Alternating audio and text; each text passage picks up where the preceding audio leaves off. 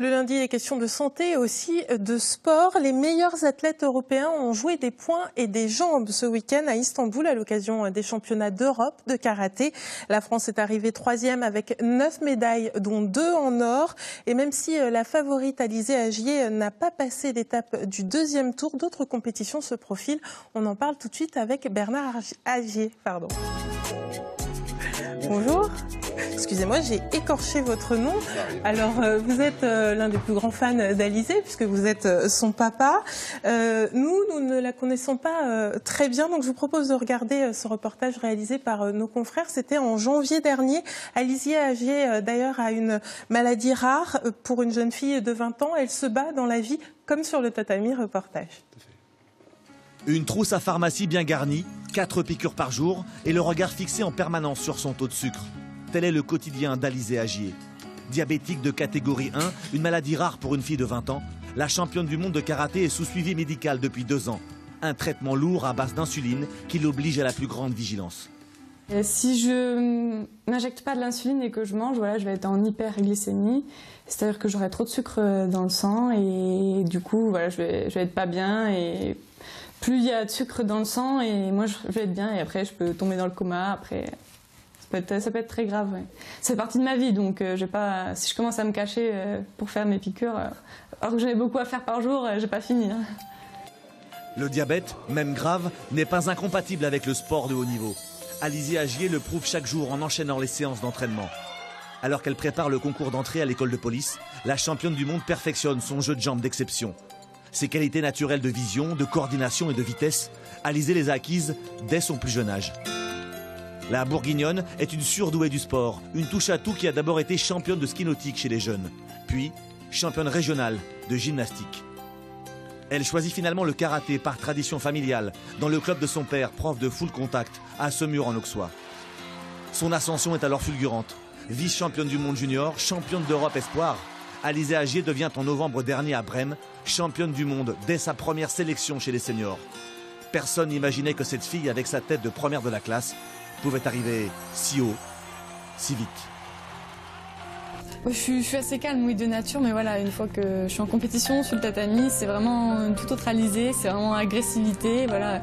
Je sais que par les mots, faut me booster aussi dans ce sens-là, et voilà, ça monte, et voilà, après, j'arrache tout.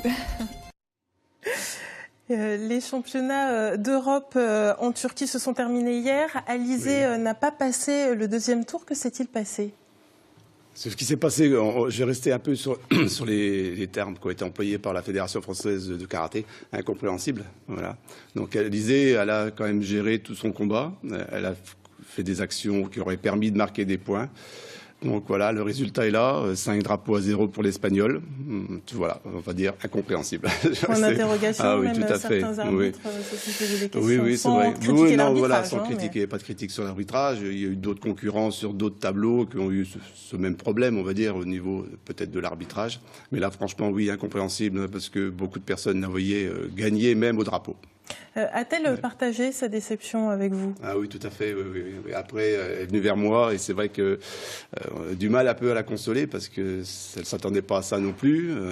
Et ça remet en jeu en plus les Jeux européens de Bakou auxquels elle ne pourra pas participer parce qu'ils prenaient les 6 premiers, donc apparemment de chaque catégorie, si je ne me trompe pas.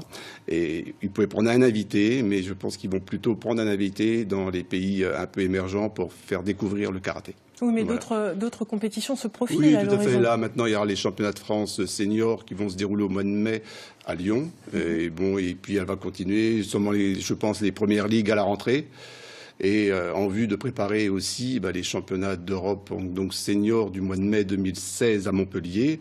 Et il y aura aussi les championnats du monde en 2016 aussi, qui seront en Autriche. Donc voilà, à elle de faire aussi ce qu'il faut pour être sélectionnée. Puis elle a les capacités de rebondir. Oui, tout à fait. Oui, elle rebondit bien. Et là-dessus, on ne se fait pas de soucis. Oui.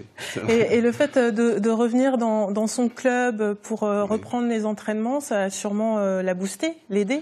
Disons qu'elle s'entraîne très peu chez moi, elle est plus licenciée. Elle passe son temps à Montpellier où elle s'entraîne avec le pôle France de karaté, des stages à Châtenay-Malabry. Quand elle revient en Bourgogne, elle fait aussi des petits stages avec Mohamed Aksha, qui est aussi entraîneur de la Ligue de Bourgogne. Donc elle va le voir des fois à Saint-Florentin, il lui remonte beaucoup le moral, il sait la rebooster, il sait faire ce qu'il faut. Quand même, c'est grâce à lui aussi qu'elle en est arrivée là. Il l'a emmené beaucoup à l'étranger dans ses débuts. Donc, ouais, ça, donc on va la suivre. Oui. Vous êtes papa d'Alizé Agier, certes, et vous êtes aussi dirigeant du FKC Saumurois. Oui. Comment fait-on pousser des graines de champion? Disons que les graines de champion, c'est aussi par, je pense, la motivation des enfants. On commence beaucoup aussi par le jeu. Hein, il y a du jeu, il y a de la discipline. Et c'est vrai que c'est une ambiance qui est quand même très bien. Vous dites les enfants, c'est à partir de quel âge? On commence à partir de 8 ans. Moi, dans mon club, j'y prends à partir de 8 ans. Voilà, il y a plusieurs sessions, 8-14 ans. Et après, bon, les adultes. Ouais. Mais et combien sont-ils? là, au niveau des enfants, j'en ai une douzaine. Et c'est vrai que c'est déjà dur à gérer. Donc, les clubs qu'on a beaucoup, c'est pas facile. Mais on y arrive. On arrive à faire respecter le règlement, à maîtriser des techniques, à respecter son partenaire. Surtout ça, beaucoup de respect aussi. Il y a différentes disciplines dans le karaté? Oui, la Fédération française de karaté aime beaucoup de disciplines. On retrouve aussi comme le Krav Maga, le karaté full contact, le karaté contact, les arts martiaux chinois.